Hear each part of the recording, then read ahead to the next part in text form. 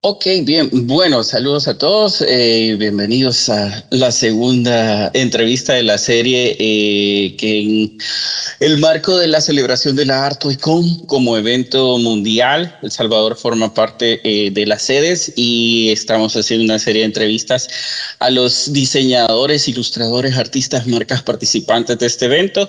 Y el día de hoy estamos en la segunda sesión que el invitado de esta ocasión es Dani García con su marca de Maitro. Vamos a estar conociéndolo, hablando acerca de su proceso, de su vida, de sus estudios, de sus prototipos, de sus errores y de todo lo que significa crear, prototipar y bueno, para que algo quede bien y funcione hay un montón de piezas que se sufren, pero que en todo ese proceso también para la gente que se quiera dedicar a esto vamos a hablar un poco de materiales y de experiencias que esperamos que les sirva bastante. Así que con esta breve introducción quisiera que te presentaras, Dani, que nos contaras un poco de tu vida en el sentido biográfico, decirnos cómo nacen estas iniciativas artísticas, diseñadoras, para llegar a este tema de la producción de juguetes. Así que te paso la palabra. Bien, muchas gracias y un saludo para todos aquellos que puedan ver este podcast audiovisual donde, como bien mencionaba Oscar, vamos a hablar sobre distintas cosas. Bueno, mi nombre es Dani García, soy diseñador industrial, sí, pero antes de llegar a ese punto, quizás como a varios les habrá ocurrido en el pasado, desde pequeño también tenía como mucho hacia la construcción de cosas, el tema de trabajar, o sea, el tema de ensamblar, desensamblar juguetes. En realidad mi mamá creía que era un peligro para mí siempre que me compraba juguetes que los terminaba desensamblando y siempre le sobraban tornillos a todo básicamente. Y creo que a varios les habrá ocurrido eso en más de alguna ocasión. Entonces, el tema por construir quizás es una de las primeras o de los primeros acercamientos al tema de que más adelante tiene que ver con juguetes y también con mi formación eventualmente. El tema del dibujo también, de crear algo en papel y luego construirlo. Bueno, de pequeño también un montón de frustración porque pues así como que en aquel entonces el talento para la ilustración no podía reconocer si era un zapato, si era una ballena, qué era. Malísimo y terrible para ello. Pero quizás desde muy pequeño la cuestión de la sensibilidad artística, de la necesidad también de expresarse a través de ese tipo de medios, de construir, de pintar, de dibujar, quizás ha sido una de las cosas como más elementales que poco a poco y en el tiempo han ido madurando hasta llevarme, como les mencionaba, al tema de diseño industrial, que de hecho no fue una de las primeras carreras que estudié ya más grande.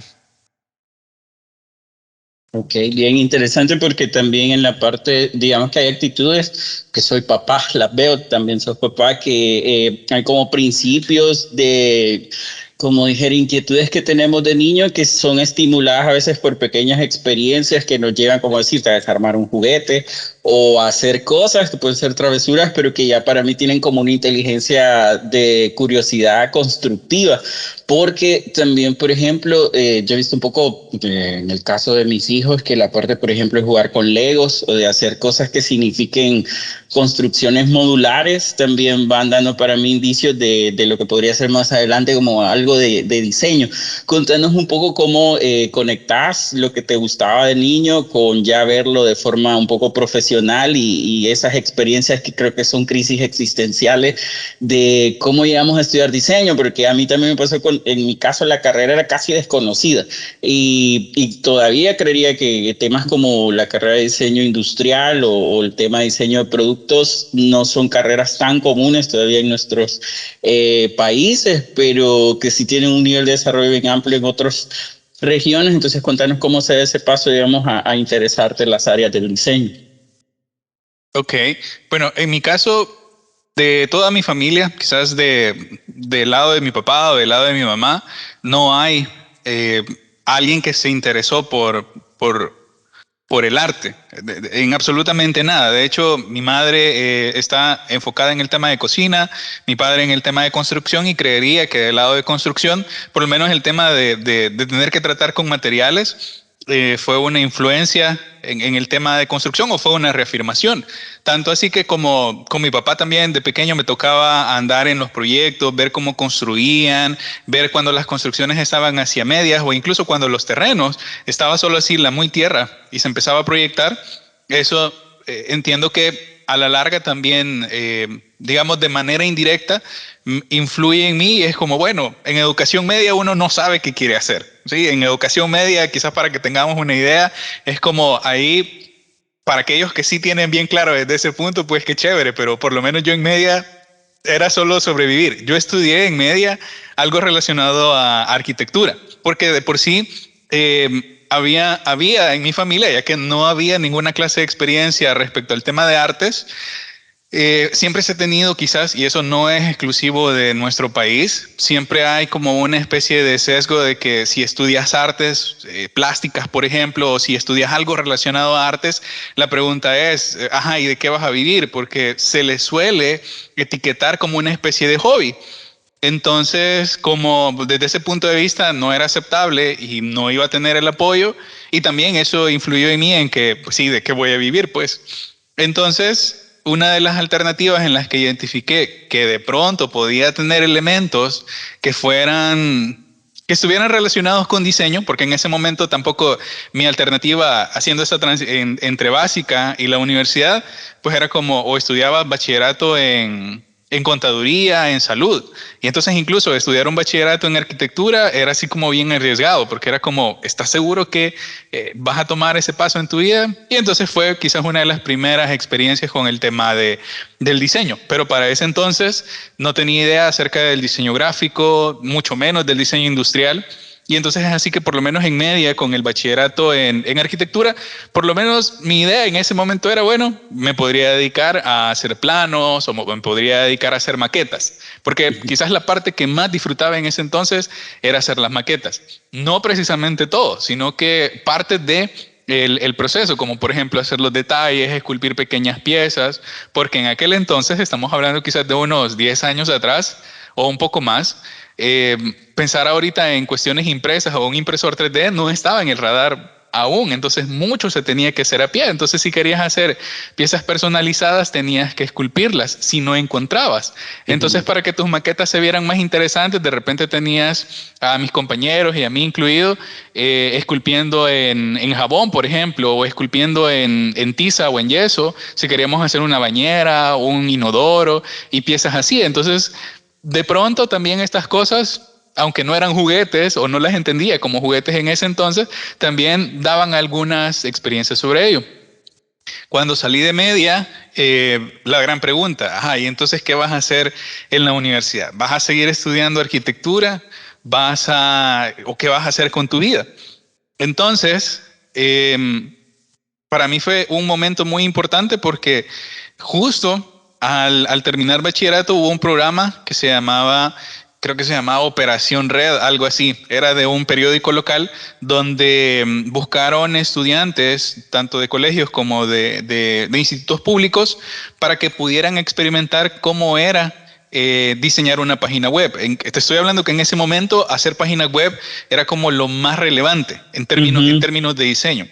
Y para mí, ese fue de hecho el primer acercamiento con el diseño como tal, no con la programación, sino que con el diseño. Era como, bueno, hay que diseñar estos gráficos y de pronto la gente que nos estaba formando era como, bueno, las cosas se hacían en Flash, de hecho, en ese entonces. Sí. Y Adobe, Adobe creo que existía, pero nosotros trabajábamos con Macromedia antes de que Adobe se jalara toda esa plataforma. Y entonces nosotros ahí en esa onda fue como, bueno, las cosas se hacen en Flash y luego esto se pasa de Dreamweaver y entonces fue así como, ok, esto no tiene nada que ver con arquitectura, pero quizás es en realidad lo que me gusta porque tenía muchos elementos principalmente visuales. Entonces era menos estructurado, le voy a llamar de esa manera, a tener que estar haciendo planos, al tener que estar trabajando con escalas. Entonces era mucho más flexible. Fue como, hey, esta onda está chévere. Entonces, justo cuando hago la transición hacia la universidad, en ese entonces a mis padres, porque gracias a ellos y su esfuerzo es que pues, yo pude estudiar, Entonces no nos alcanzaba para poder pagar una licenciatura, es decir, una carrera de 5 años. Y lo más cercano que teníamos era un técnico en diseño gráfico.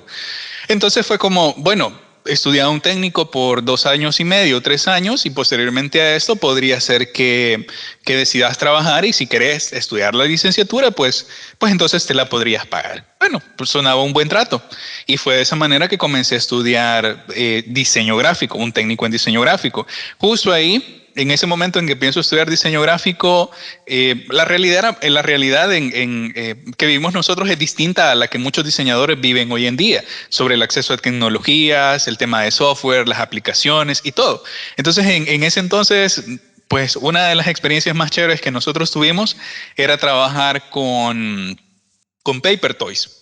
Entonces, el tema de Paper Toys y serigrafía fueron 2 cosas, aparte del tema de tener que aprender el software, aprender a utilizar mucho mejor el tema de composición. De las 2 cosas que más recuerdo fue el tema de trabajar con Paper Toys y trabajar con serigrafía. Esas 2 cosas en el técnico a mí me gustaron un montón. Irónicamente, salí de la universidad, o sea, terminé mi técnico, pero... Esto es en la Don Bosco, de un solo, cuando... No fue en la Don Bosco. Hay El una técnico de historia diseño ahí. gráfico. Sí, lo que pasa fue lo siguiente. Cuando estábamos en esa búsqueda para poder estudiar el técnico en diseño gráfico, la situación es la siguiente. Primero, no sabíamos dónde quedaba el campus de la Don Bosco. Me quedaba cerca, relativamente cerca de mi casa, pero no dábamos con el lugar. Fuimos, tuvimos un malentendido y mi mamá se enojó tanto de lo que había pasado ahí que me dijo, mejor nos vamos y buscamos otro sitio. Entonces terminé estudiando en otra universidad que tenía el técnico. Entonces, siempre, y esto siempre lo voy a recordar, es importante la manera en la que tratamos a las personas y la manera en la que le decimos las cosas. Porque por experiencia puedo decirte que aunque a mí no me afectó en realidad lo que ocurrió en esa ocasión, en mi madre sí tuvo tal impacto que fue, no, aquí no hacemos negocios y nos vamos para otro lado. Entonces, por esa razón es que yo no estudié de una sola vez el técnico en diseño en la Universidad Don Bosco. Curiosamente, años más tarde, ya voy a llegar a esa parte, pues me regreso a trabajar y me integro en este sitio. Entonces, probablemente la historia no sería así de haberme quedado en ese lugar. O sea, muchas cosas no serían como son de no haber sido por esa experiencia. Entonces, en el técnico, como te mencionaba, cabal, las 2 cosas que más recuerdo son esas. Y empiezo a trabajar, por ejemplo, en el tema de artes gráficas. O sea, y fue en una imprenta, en una imprenta grande, en una imprenta vieja, con mucha gente mucho mayor que yo. A mí me sirvió un montón para entender cómo era el proceso de la vieja escuela, por así decirlo, con el tema de artes impresos. Pero aún así, yo en realidad no brillaba. O sea, no brillaba, habían cosas que no entendía muy bien y que aunque a mí me llenaba el tema de trabajar como diseñador gráfico, sentía que solo estar trabajando con elementos como por ejemplo el estar haciendo afiches, elementos publicitarios, donde en algunas ocasiones solo haces lo que se te pide, es decir, este copy va de esta manera, este color así, hay que recortar esto, entonces no significa que sea malo, porque en realidad estás aplicando lo que conoces. Pero en términos creativos es bastante limitado porque no siempre es como, bueno, tener rienda suelta como para hacer el afiche que querrás, el arte que querrás. Entonces, de repente en mí era como, o sea, esto me sirve, estaba ganando y así. Entonces, el mundo era perfecto en ese momento, pues estudié, trabajé y así. Pero llegué a un punto en el que definitivamente, como a muchos les ocurrirá, era así como, debe haber algo más. O sea, suena cliché, pero era así como, debe haber algo más o debe haber alguna otra forma en la que yo puedo utilizar esto que sé o estudiar otra cosa. Bueno, el tiempo fue pasando. En esa dinámica creo que pasaron unos 2 años, más o menos 2 años y medio, o un poco más de 2 años, quizás unos 3 años más o menos. La cuestión está que para cuando yo igual terminé el técnico, diseño industrial recién empezaba en la Universidad Don Bosco y justamente en lo que yo estaba afuera trabajando en imprentas, aprendiendo sobre algunas cosas, frustrándome con otras, entonces efectivamente nace la carrera en la universidad. Pasan creo que se gradúa 1 o 2 generaciones, cuando de repente un punto de quiebre. Tengo un problema así en imprenta súper grande, donde me equivoco en un arte y la cuestión es esta. Cuando trabajas en una imprenta, muchas veces al primero que van a culpar, si es en términos gráficos, es al diseñador. Pero tenés departamentos de calidad, o sea, hay un montón de ojos y aún así hay errores que llegan hasta la producción. Entonces, cabal, yo tuve un problema así súper grave con un tema de una producción y, cabal, fue un descuento terrible. O sea, en ese año yo gané súper poco y fue como, bueno, voy a salir de mi deuda y voy a ver qué hago con mi vida. Y en eso, justamente, mientras ocurría todo esto, diseño industrial, entonces nace en la universidad y decido, bueno, alguien me dio un pensum, ya no recuerdo ni quién fue, me dio información y fue como, cuando empecé a ver el tema de materiales, sobre qué cosas se hacían, fue como, bueno, esto podría complementar las cosas que me gustan. Y bueno, tan mal probablemente no me iría, pues ya estudié arquitectura, ahora diseño gráfico, entonces de algo me va a servir. Y así fue, porque eso me lleva a la Universidad Don Bosco a estudiar diseño industrial, una carrera aún después de más de 15 años, nueva, por así decirlo, porque todavía estamos tratando de localmente generar una mejor identidad, lograr también establecer qué hacemos o qué se hace desde el lado de diseño industrial, cuáles son sus diferencias con otras carreras y también por qué es tan versátil conectarse con otras carreras.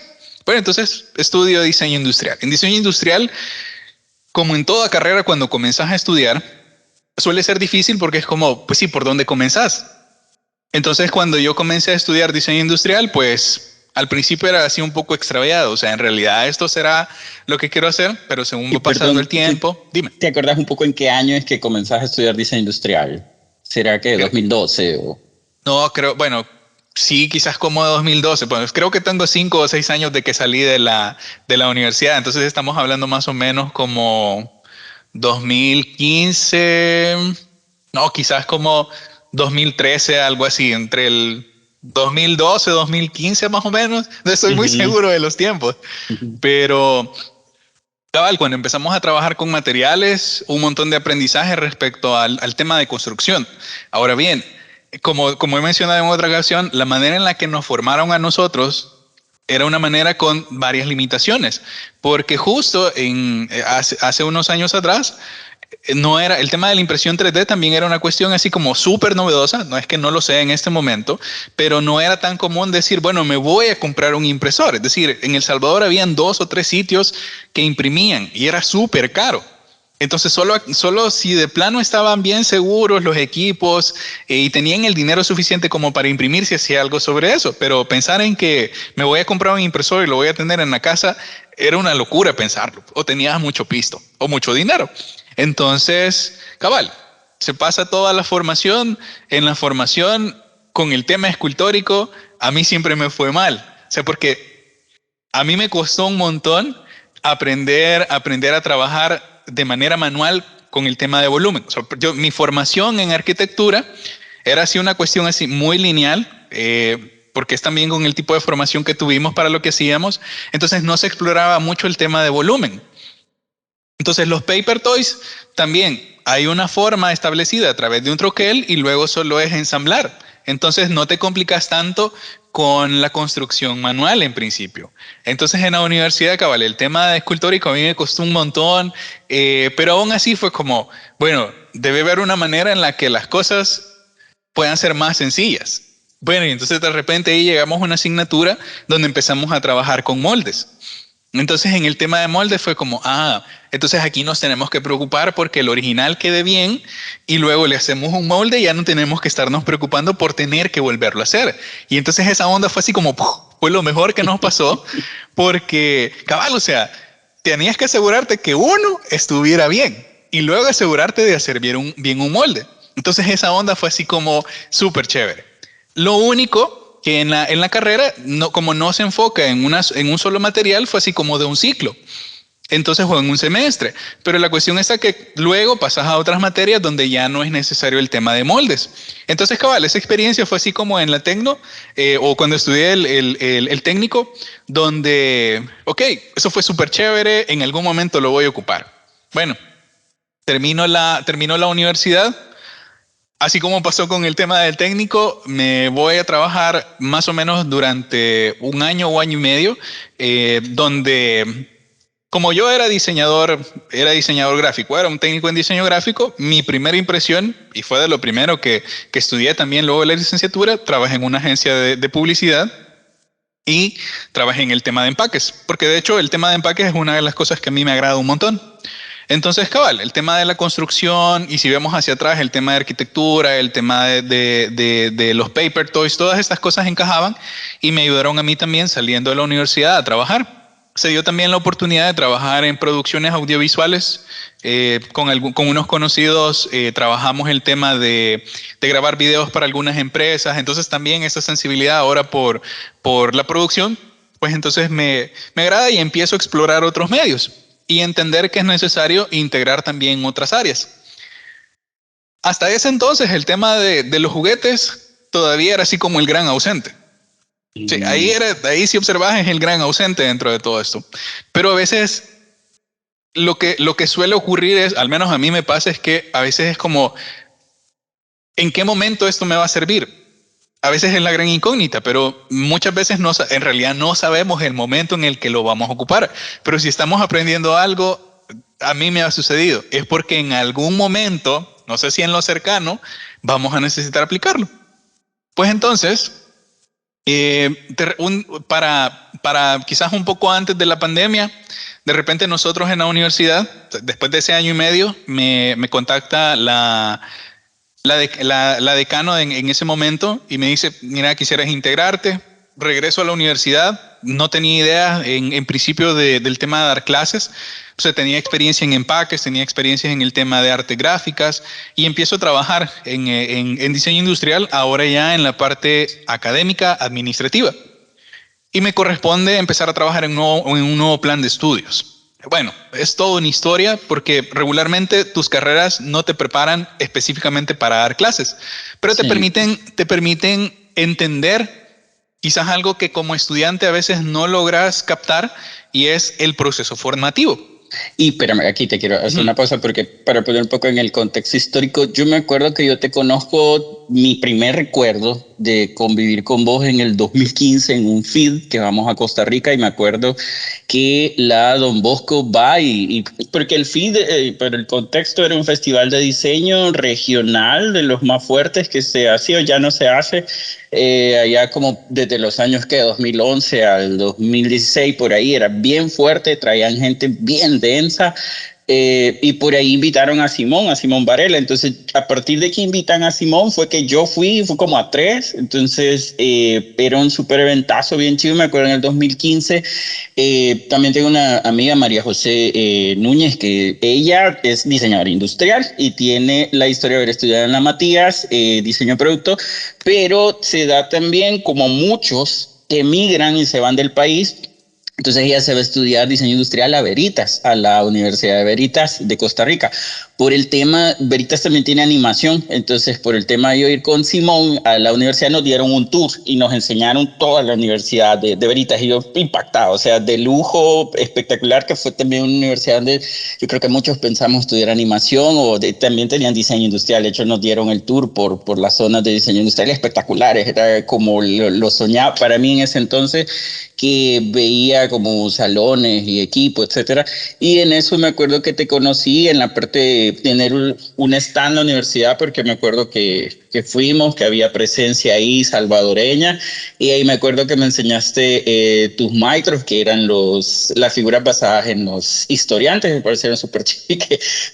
Por ahí me diste una y que nunca la fui a traer, pero en ese contexto para mí, te hablo del diseño industrial porque yo siento que llevo un diseñador industrial frustrado porque cuando yo estudié no existía la carrera, incluso después me lo pensé ya estando la carrera existiendo y dije, la podría estudiar y me dan ganas por momentos, pero ya en un tema de tiempo y de un montón de cosas, me digo, es un gran sacrificio, pero a mí personalmente el diseño industrial me encanta. Hay un tema de tener, tengo amigos arquitectos y también amigos diseñadores En este caso, por todo el tema, nosotros los gráficos somos más visuales y vamos más hacia la creación, por ejemplo, en mi mundo, ¿verdad? De personajes, pero a nivel ilustrativo, de animación y de gráfico, de audiovisual, pero de ahí viene toda esa parte de aplicación a merch, que es la figura, el juguete, que es otra área que me encanta y que tiene que ver muchísimo con materiales. Menciono todo esto porque para mí también el tema del diseño de producto, diseño industrial, dentro del mundo del diseño son familiares y conocidos, pero también para que la gente entienda un poco el contexto de lo que esto significa. Ahí continúa, que hice ahí la aclaración de cómo te conocí. Ok. Pues entonces cuando yo regreso a la universidad, de hecho participamos en, creo que fue el penúltimo, ya que tú lo mencionas, creo que fue en el penúltimo, si no es que en el último feed. Ya ahí en ese caso yo no fui, porque la vez que nosotros fuimos todavía era estudiante y aún no había ingresado a trabajar en la universidad. Justo estaba haciendo esa transición cuando fuimos. Y sí, fue una experiencia súper chévere porque también te permite ver qué están haciendo los demás, cómo está su nivel de producción, el nivel de calidad. Alguien podría decir como para copiar. No, en realidad, ¿qué es lo que están haciendo? ¿Cómo lo están haciendo? Y si son cosas que eventualmente nosotros tenemos capacidad de hacerlo o no. Porque mira, cuando fue eso, cabal, nosotros vimos un montón de ondas de impresión directa sobre algodón. Creo que incluso la sublimación todavía no era algo que estaba sonando mucho aquí en El Salvador. Entonces, para nosotros el mundo era mucho acerca de serigrafía. Entonces, cabal, exponernos a un montón de cosas que estaban haciendo en Costa Rica nos ayudó un montón, pero ahí, cabal, estábamos haciendo una transición, en mi caso, hacia formar parte del cuerpo docente y administrativo. Posteriormente nosotros participamos en ese feed donde va un grupo de estudiantes o una comisión de estudiantes a participar, igual dan unos talleres con otras instituciones salesianas, siempre en Costa Rica, para poder compartir acerca de todo esto. Entonces, con todas estas experiencias, con todo eso, fue como de repente nos ocurre, si vamos un poco en el tiempo, nos ocurre la pandemia. Entonces, un poco antes de la pandemia, yo me acuerdo que de experiencias previas, nosotros habíamos estado trabajando moldes con los alumnos. Aquí era una cuestión más de formación. Entonces a mí me había sobrado un montón de yeso dental, porque el yeso lo habíamos estado utilizando principalmente para piezas cerámicas. No me acuerdo para qué exactamente, pero estábamos experimentando con esos materiales. Entonces ahí conozco el yeso dental. Y una de las cosas que más tenía en ese momento, así muy de casualidad, porque se estaban haciendo unas reparaciones en la casa, eran unos tubos de silicón para fontanería. Y entonces, bueno, me traje el material que me había sobrado y tenía ese silicón y fue como, bueno, estas cosas se van a arruinar pronto, tengo que buscar algo que hacer con ellas. Bueno, y de repente fue como, ¿será que esto sirve para moldes? Bueno, y entonces, como ya mencioné, el tema de la escultura originalmente a mí me costaba un montón y dije, bueno, hace un montón que no hago algo. Y empecé hice un vaciado, hice una barra de yeso dental y luego le empecé a esculpir con una cuchilla, un cúter, algo que quedara así como un low poly. Era un pequeño puño. Terrible en cuanto a cuestiones de antropometría o cuestiones de proporción. Terrible, pero sí, terrible. Ese es uno de mis némesis para mí en el tema de la construcción en físico. Bueno, pero al final la hago.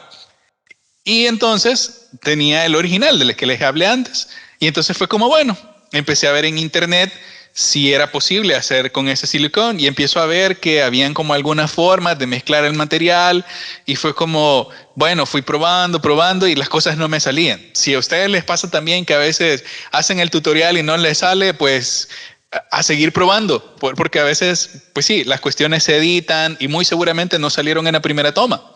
Entonces, pero eso lo entendés hasta después de que lo experimentas vos. Pues la cuestión está en que probé de varias maneras y ya el silicón cada vez se iba acabando y de pronto fue como, bueno, ¿y qué tal si intento otra manera? Y pues peor no me puede ir, dije. Y entonces, cabal, vacié el silicón en un recipiente y agarré una brocha.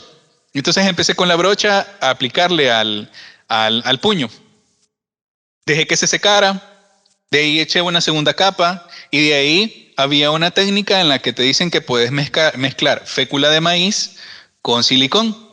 Y entonces te da la fécula de maíz hace que el silicón cure de una manera más rápida. Entonces la cuestión está que hice la mezcla y luego esta mezcla, aunque visualmente se ve súper mal, se la apliqué al puño. Y cuando estoy hablando de un puño, ni siquiera es una pieza muy grande, era algo quizás de no más de 2 pulgadas. Entonces la cuestión está que de repente, cabal, se lo puse y dejé que secara y todo. Y como el siguiente día fue, bueno, saqué la pieza, lo corté y todavía tenía yeso dental del que había utilizado para hacer el original. Lo vacié y así fue como la cosa más maravillosa porque de repente la pieza salió completa, había funcionado y entonces, este puede ser el camino. Entonces de repente, como aún tenía de estos materiales y tenía ya una experiencia, fue como, bueno, voy a buscar, voy a hacer otras cosas y entonces empecé, creo que empecé con figuras que tenía de contenedores, por ejemplo, cilindros que los llenaba de yeso, a esto les hacía moldes, y entonces de ahí empiezo a entender. Nadie me dijo que no podía hacer esto, o sea, así que técnicamente no es ilegal, y entonces empecé a probar y a probar, y de repente fue, ok, hoy que ya sé que esto funciona, entonces voy a probar con otro material, dije. Me metí al tema de resinas.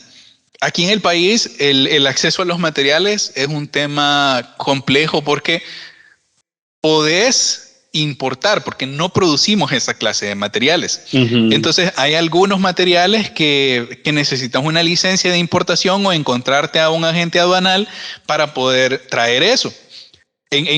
Porque algunos sitios en internet sencillamente no envían El Salvador.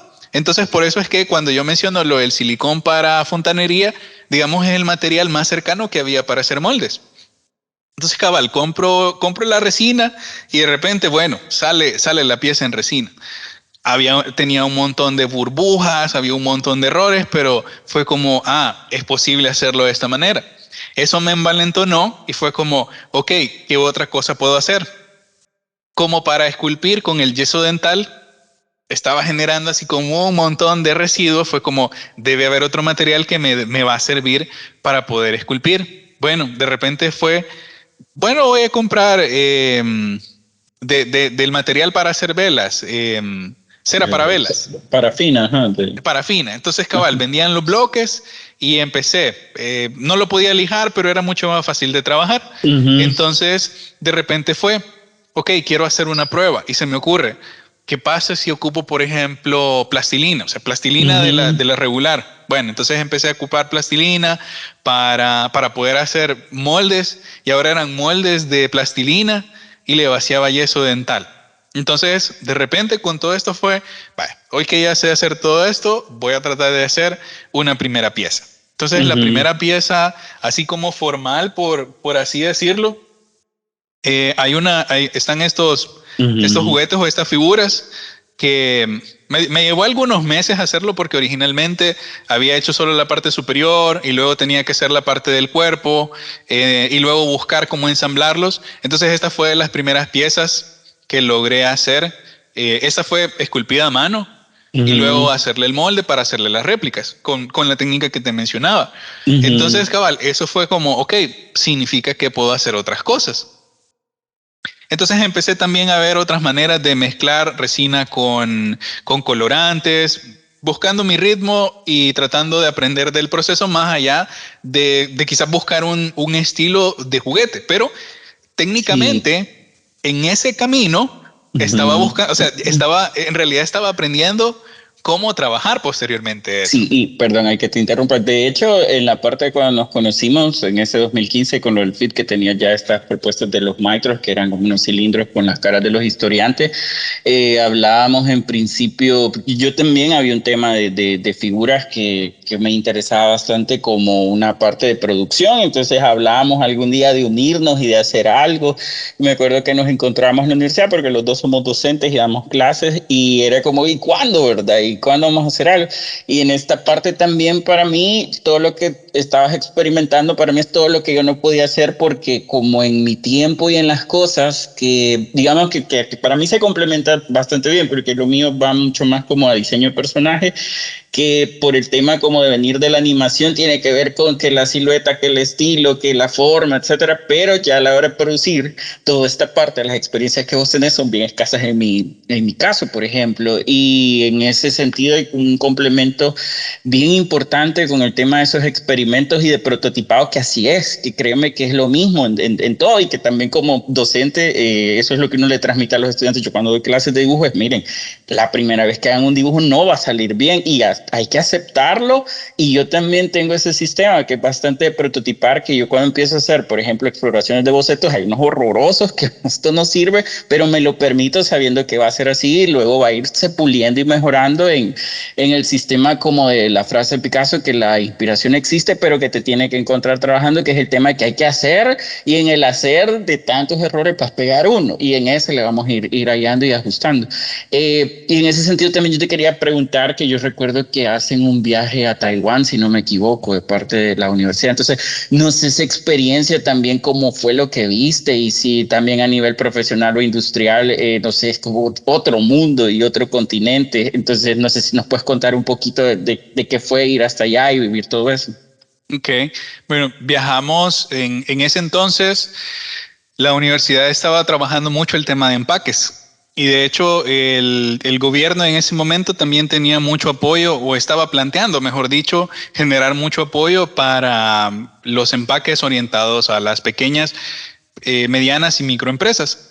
Entonces necesitaba un grupo de docentes que estuvieran interesados o que tuvieran experiencia en el tema de empaques para poder recibir una capacitación. Siendo así que con la gente del Ministerio de Economía de aquel entonces entran en conversaciones con la universidad y arman una comisión entre personal de gobierno y de la institución, y nos vamos más o menos como por quizás unas 2 semanas a Taiwán, principalmente para poder, primero para conocer cómo es el ecosistema eh, de producción a nivel de, bueno, ok, existen pequeños estudios o estudios que se encargan de ver las necesidades en particular de empresas o de digamos, de sectores más pequeños, porque a veces suele ocurrir que cuando nos graduamos casi siempre es como, bueno, entonces tal vez yo voy a trabajar para una gran empresa o para una gran marca, pero en realidad las pequeñas y medianas empresas son bien abundantes,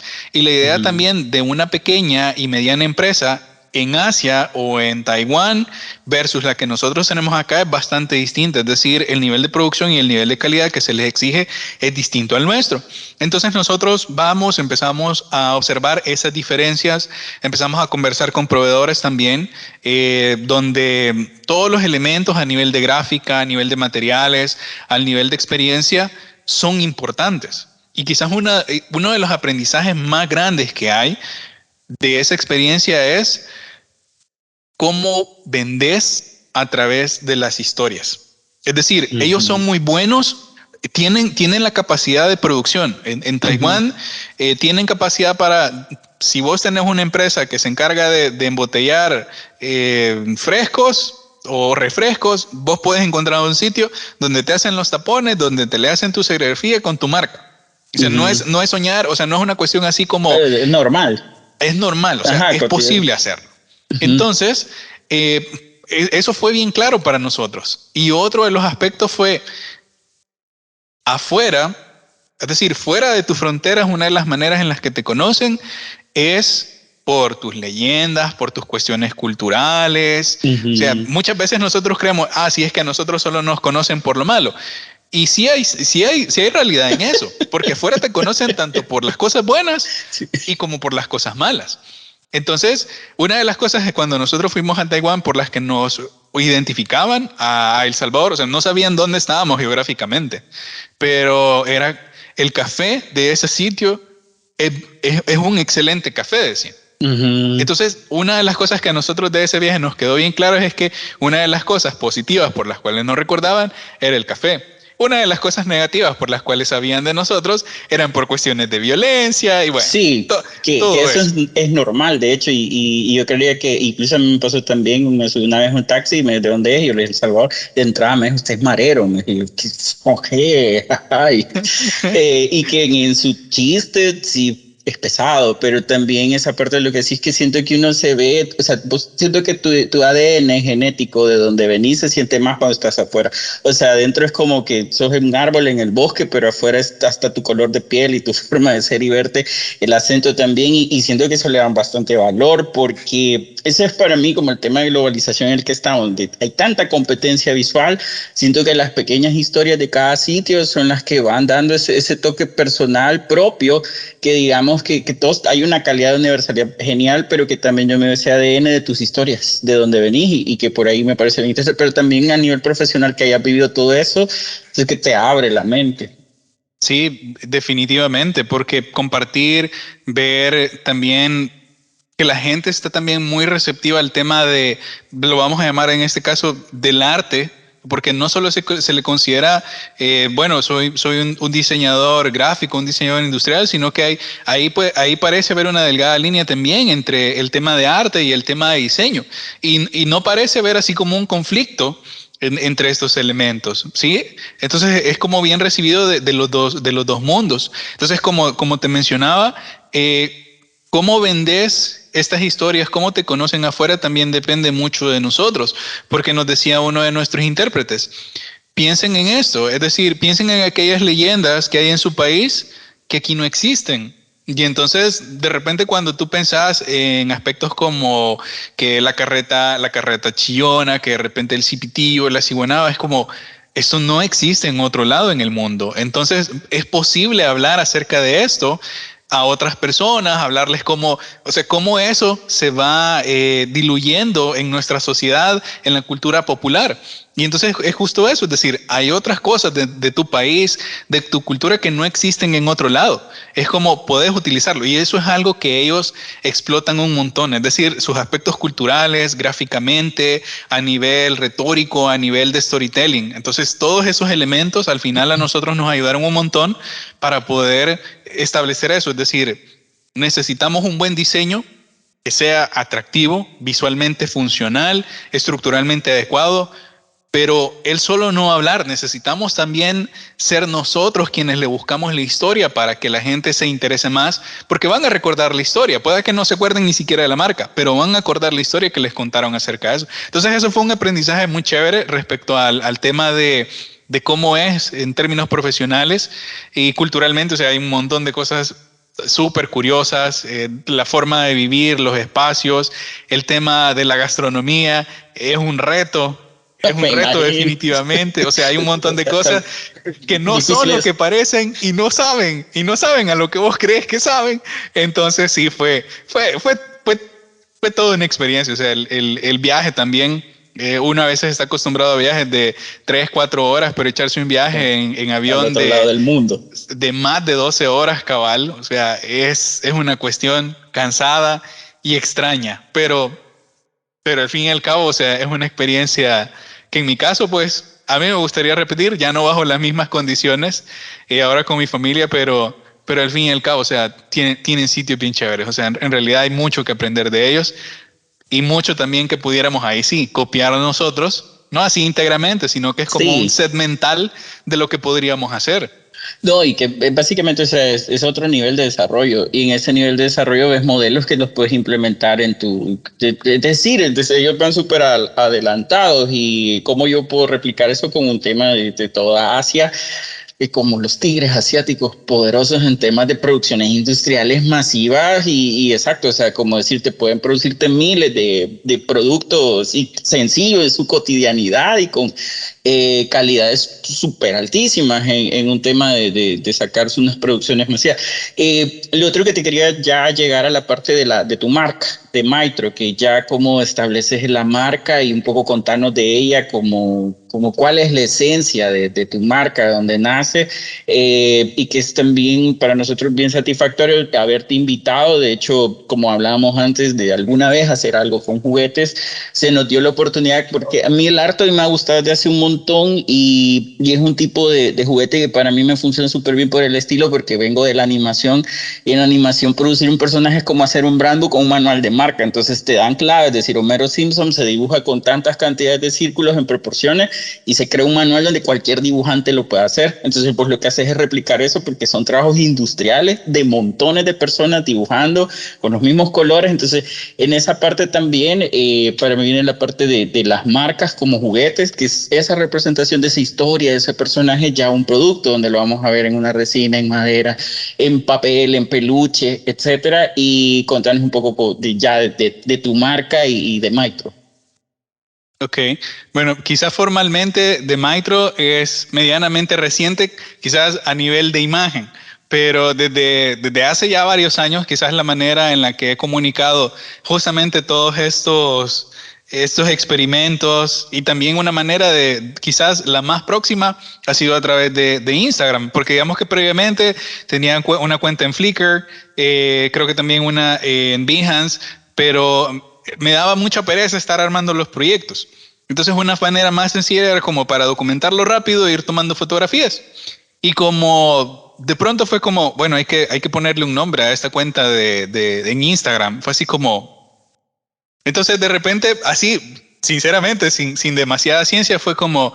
Aquí en el país es común decirle el tema de, hey, Maitro, o sea, y eso lo escuché un montón de veces en la construcción con mi papá, es que el Maitro tal cosa, es que el no sé qué, y era como, es la cuestión más común que escuché.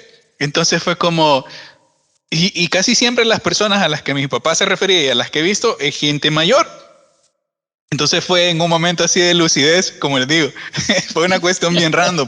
Bueno, yo al final en algún momento voy hacia esa chavorruquez, me voy a convertir en un maestro. Entonces, pero ¿por qué no el maestro pues significa algo positivo? Pues total, ahí hay experiencia, puede ser que te referías a alguien cercano. Entonces empecé a ver que podían haber valores positivos en algo tan común que se escucha en nuestro país. Entonces fue como, bueno, pongámosle el maestro.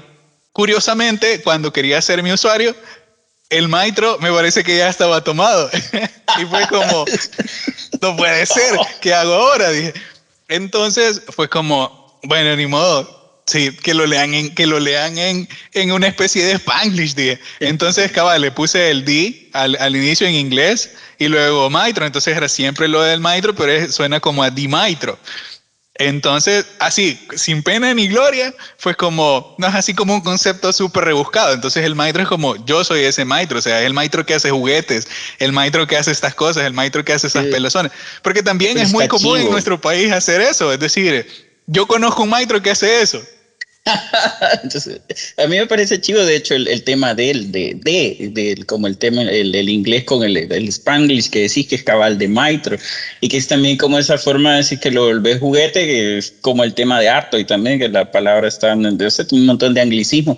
Pero, y de ahí contarnos un poco de la marca, aunque todos somos marcas jóvenes, pero digamos un poco qué es lo que has hecho con la marca. Bueno, en mi caso con la marca, uno de lo que trato de hacer quizás a nivel de quizás de trabajo es, a mi hija le gustan un montón los gatos, ¿sí? Entonces quizás una de las cosas que más hago es ilustrar gatos, y luego de ilustrar los gatos, así como el cuadro que ven por acá y un juguete que anda por ahí, es, cabal, comenzar por una ilustración regularmente de gatos, esa serie de gatos o cat portraits. Esto ha habido un proceso en desarrollo donde es como, tengo un gato samurái, un gato astronauta, hay un gato zombie. Entonces es cabal, tomar algo que a mi hija le gusta un montón, que es de hecho a quien se los muestro primero, y es como si le gusta o no, y después de eso, después de la ilustración, viene el modelado en 3D. Entonces, por ahora y por lo pronto, las cosas que más modelo tienen que ver con gatos, específicamente con ellos, pero no se limita a esta clase de elementos, porque digamos hay otras temáticas que me gustan un montón. De hecho, el tema de nahuales con el que trabajamos hace poco, Mm, para mí fue un reto como marca, porque regularmente el estilo, incluso de ilustración, suele ser así como muy cute, no demasiado así como darks o que se sienta peligroso. Y entonces de repente los nahuales fue como una oportunidad para explorar, digamos, como algo que no se vea tan amigable. más Entonces, brujo. cabal, entonces esa onda fue así como súper chévere porque para mí fue un reto, porque fue como también es una manera de explorar otras temáticas. Entonces, cabal, el tema del nahual, el tema también de con qué elementos combinarlo, para mí fue todo como marca un buen experimento, como para saber que aparte de las cosas cute aparte de las cosas que tengan que ver con gatos, en realidad puede existir otra línea relacionada a eso. Pero quizás uno de los temas principales que me gusta trabajar es el tema de gatos, mezclar el tema cute. Y si no, también como pequeños objetos, props, por ejemplo. Ujú. Entonces quizás como por ahora como marca trato de, quizás es como la línea base con la que quiero trabajar de el gato, y el gato le mezclas como cualquier cosa, porque hay un montón de personas que les gustan los gatos. Ujú. Particularmente a mí me gustan mucho los gatos, no tengo nada en contra de los perros, pero he tenido mejores experiencias con los gatos y ha sido como, bueno, o sea, es lo que más me ha funcionado. Así que eso por una parte, pero también como marca, otra de las líneas que estoy explorando son los juguetes funcionales. Es decir, de pronto tenés que un juguete no solo te sirve como un elemento escultórico, un elemento ornamental, podemos decir así, sino más bien que puede ser que tenga un elemento que te permita tener una lámpara, por ejemplo, o Ujú. mezclar sensores. Entonces, que también es algo que estoy haciendo a nivel de exploración, esta mezcla de juguetes funcionales, sin descuidar el tema del juguete como tal, no necesariamente para que juegues con él, sino más bien como un elemento escultórico. Eso es por ahora. Ujú. No, y que también el tema del juguete es bien amplio, es decir, nosotros estamos haciendo art toy, pero hay un montón de categorías de designer toy, de juguetes también terapéuticos que sirven, no sé, para estimular el tacto, o para desarrollar otras áreas que, qué sé yo, que alguna persona está haciendo alguna terapia de algún tipo. Y también está la parte, es decir, el juguete lo llevamos primero a jugar, pero hay un montón de diversidad donde se puede aplicar, y que también para mí es diseño, en el sentido de diseño industrial, de las narrativas y del tema también de todo esto que hemos hablado, de la historia y llevado a un producto que al fin y al cabo no estamos comprando un pedazo de plástico, sino que, no sé, compramos al héroe de tu vida o a algo donde me veo proyectado, representado como el gato samurái, porque yo de alguna forma me identifico. Y también al ser papá, a mí me pasa que los niños son sinceros, absolutamente, y en eso, por ejemplo, el Cholito, que el perrito que tenés ahí atrás, a mi hijo le encanta, y es el tema me dice que quiere uno también. Entonces,